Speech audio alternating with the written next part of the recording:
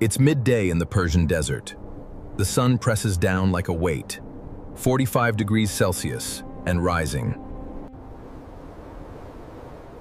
There is no shade for miles, Guy. Only sand, stone. Step inside, and something impossible happens. The air turns cold. And at the bottom, buried in straw, ice. Not delivered, not manufactured. We know exactly how this works, but almost nobody has seen how it was actually built.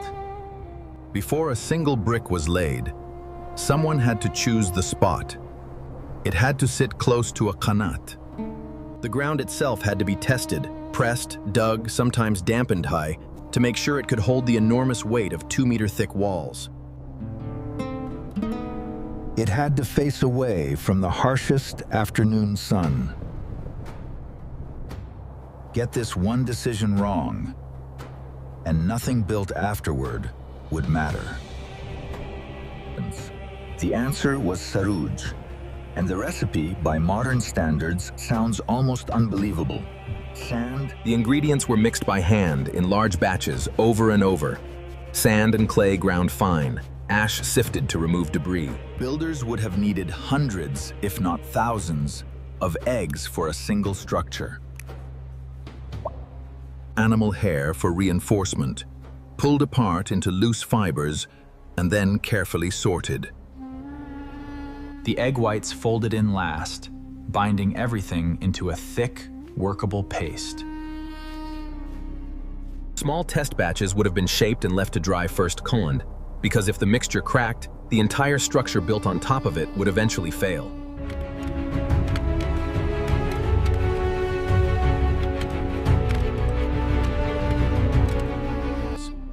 Then sealed every inch of it with sarouj dang, because if even a small amount of groundwater or heat crept up from below, this single unglamorous layer, a sealed floor, invisible once finished B, was arguably as important as anything built above it. Picture the first week. A low ring of wall, ankle height, drying in the heat. The second week, knee height, then waist height. Then waist height.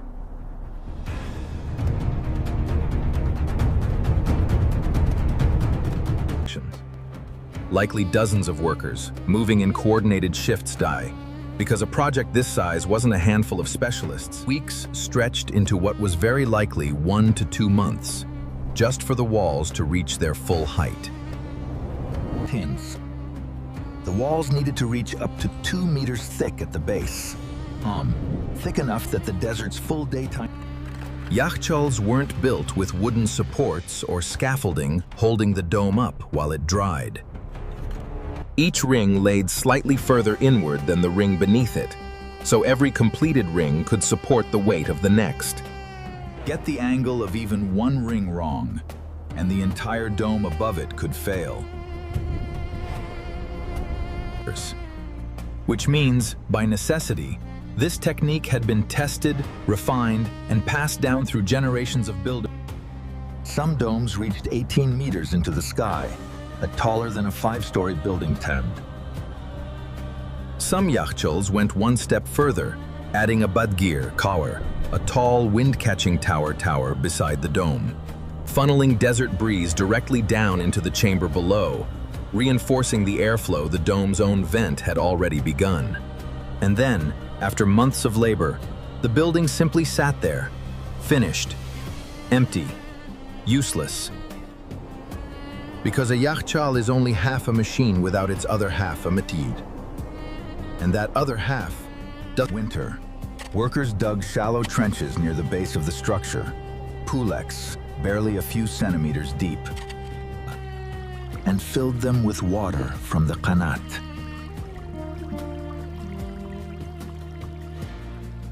Then they waited for a very specific kind of night.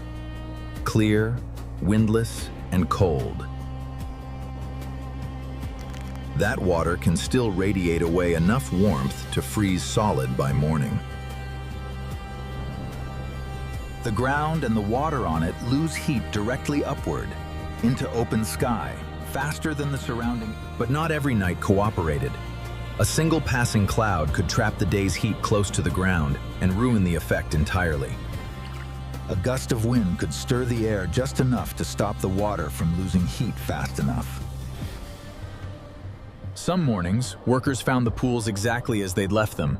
Plain water, no ice, an entire night's waiting spent for nothing. There was no shortcut for this. Only patience, and trying again the next clear night. On the nights that worked, there was no time to celebrate. Before the first light touched the horizon, teams raced to break the frozen pools into blocks, some over 20 kilograms each owned, and rushed them into the Yachtchal's dark chamber before the rising sun could undo hours of careful cold. Each layer was packed with straw, an insulating barrier between blocks, pushed deep into the chamber floor. And then, the next clear night, they did it again. Building the Yachtchal's ice supply wasn't a single event. No, it was a ritual repeated across an entire winter season, one good night at a time, until the chamber held enough frozen reserve to last through months of scorching summer heat still to come. By the time winter ended, that dark chamber held the accumulated result of dozens of individual nights, whose walls, whose dome, whose entire shape existed for this one purpose alone. And the design worked not as a single clever building, but as a system repeated across an entire empire. In Yazd, in Kerman, in Abarkuch, Yachtchals rose from the desert floor by the hundreds.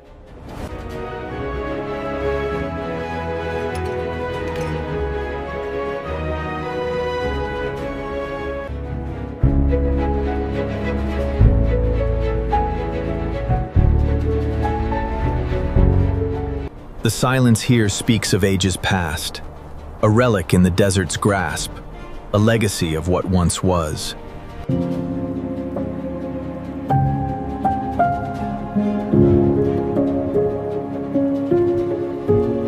In 2017, a team of British engineers modeled its cooling performance using modern simulations. It's confirmed what generations of Persian builders already knew, purely through trial, failure, and patient observation. No fuel, no electricity, no compressors, just sand, clay, ash, and egg whites, shaped by hand into a dome.